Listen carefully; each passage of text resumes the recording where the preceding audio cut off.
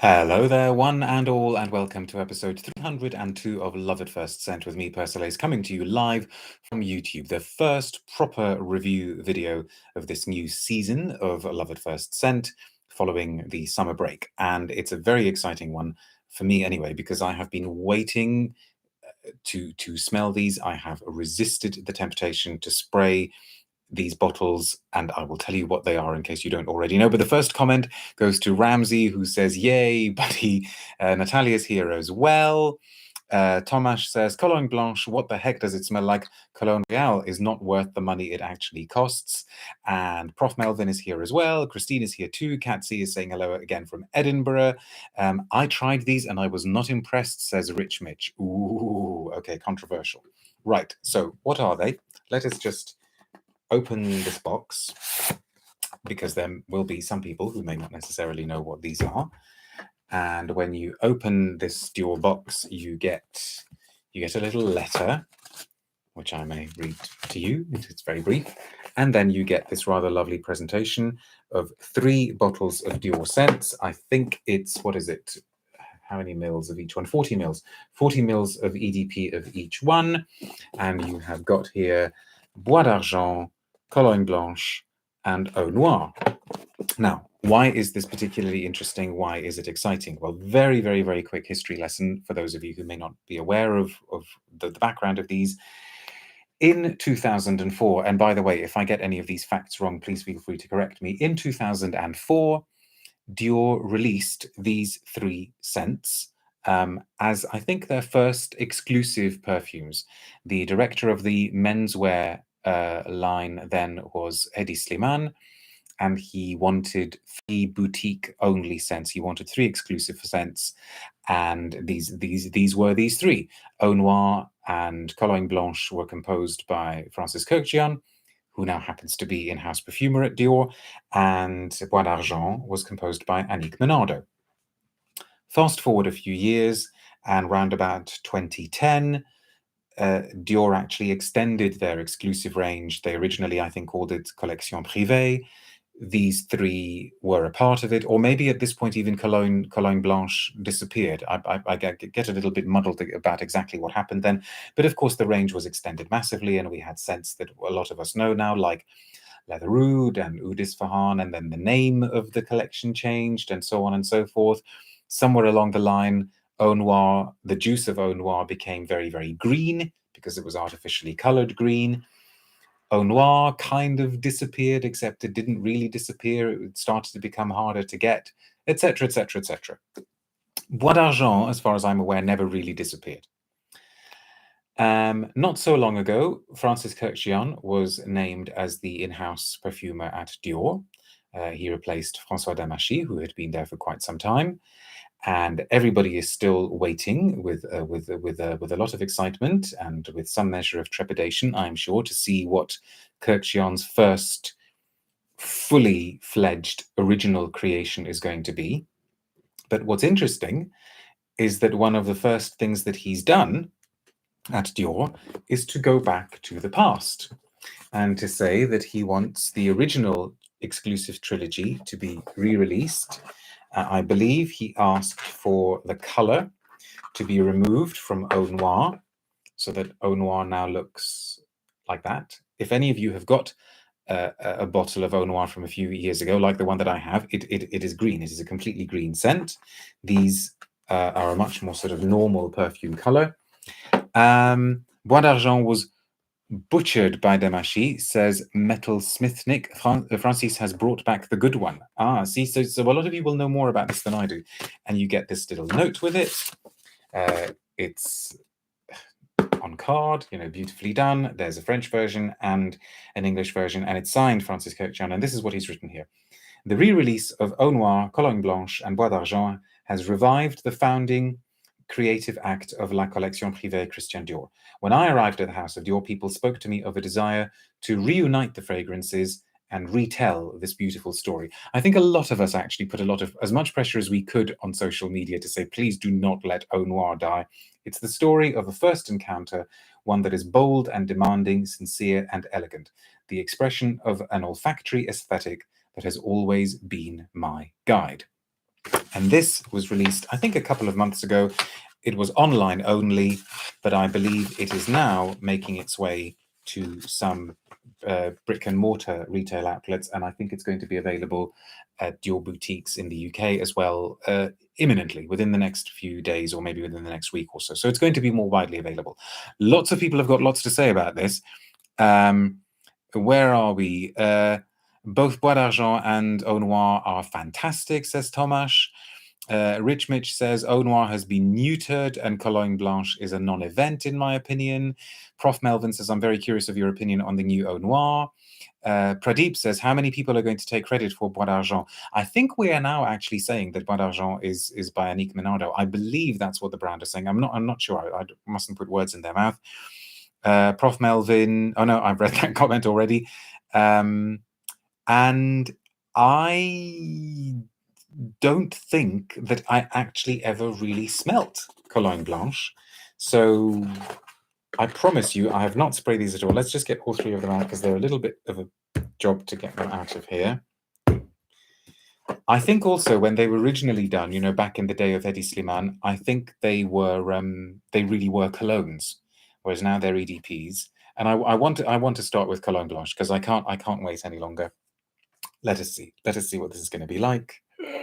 Tense moment. Okay, so Cologne Blanche, which is the other one by Francis Kurkdjian. I mean, incidentally, as you know, I love Eau Noire, so I'd be very curious to see what this one smells like. Okay, here we go. Genuine first time sniff. Oh gosh, that's interesting. Wow.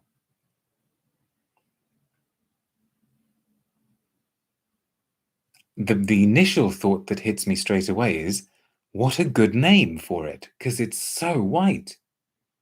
And it's got the lightness of a cologne, even though it's an EDP. Audrey says they were not available in Manchester Selfridges on Friday. Maybe give it a few more days. How fascinating. It's almondy. Very, very, very gently powdery, maybe orange blossomy, because that's one of Francis Kurkdjian's most beloved materials, orange blossom. Chang says Cologne Blanche is weird. It smells better on the paper than on my skin. Yeah, it is. But it's intriguingly weird. I mean, I was not. It's almost like. I mean, this is definitely going to have to be one to wear on skin properly and think about. It's almost like it's got hints of a traditional cologne. So like maybe a hint of lemon, a hint of something citrusy, maybe a hint of something grapefruity, a hint of rosemary, a hint of thyme, but it's all covered in a layer of snow. It's all been made super white. And that whiteness is somehow coming through an almond note, a powdery note, maybe even something very, very quietly aldehydic. I mean, you could almost think of it as a super, super, super subtle number 5 cologne. Very striking. I would not actually not at all what I was expecting. I think I was expecting something more traditionally.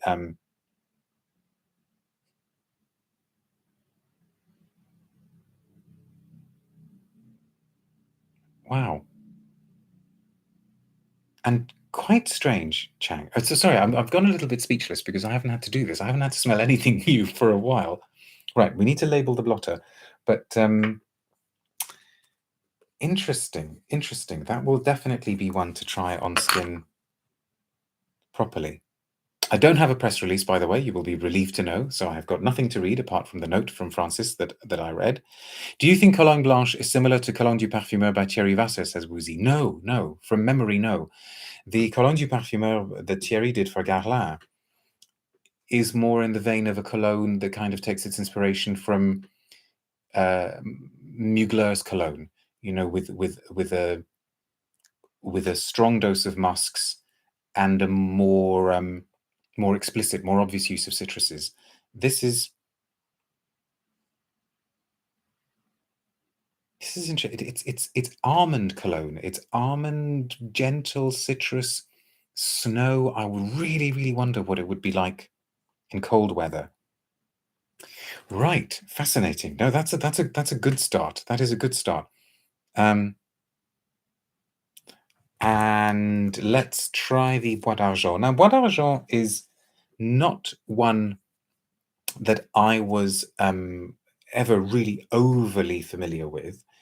Let's have a spray here. Now, this is the Annick Minardo one. Supremely talented perfumer, obviously.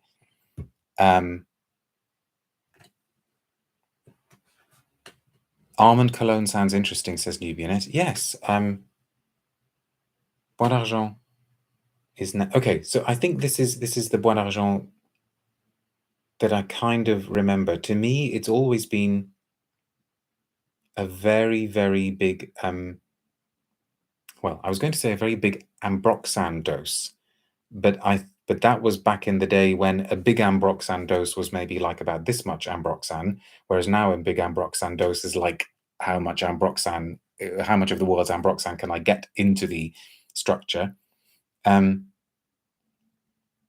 Very, very quietly, gently woody, maybe cedary, you know, maybe the sort of cedariness of Isoe Super, of course, the woodiness that comes through from Ambroxan. Something equally subtle in this. You know, maybe that's what Hedi Slimane wanted at the beginning. Two subtle ones, and then the well, Eau Noire didn't. It has never been subtle in my books, but maybe the original one was subtle. But nicely done, actually. Nicely done. So who was it that said that François Demachy butchered it? But because this is Bois d'Argent is my favorite one, says Chang. It is so popular in Paris. You smell it everywhere.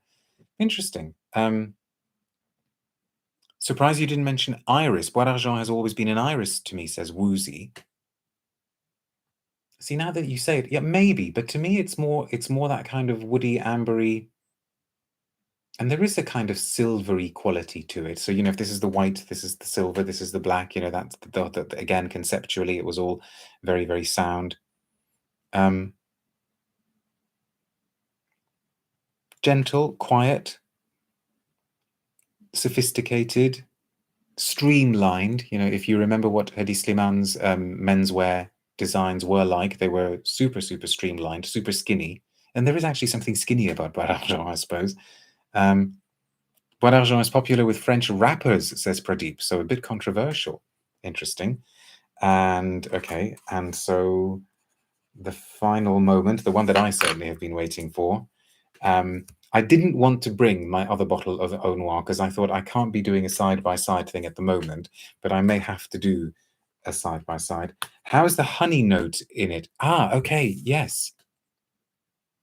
Yeah, thank you. There is but again, it's very, very quiet, very gentle. Let's smell that Cologne Blanche again. It's soapy powdery. There's something like an old school kids soap about. But, oh, I'm really taken with that. And now finally. Eau Noire. Let's see what's happened. I adore Eau Noire, as many of you know. Okay. Will this be recognizable, or will I actually think that I prefer the green version, the super green version?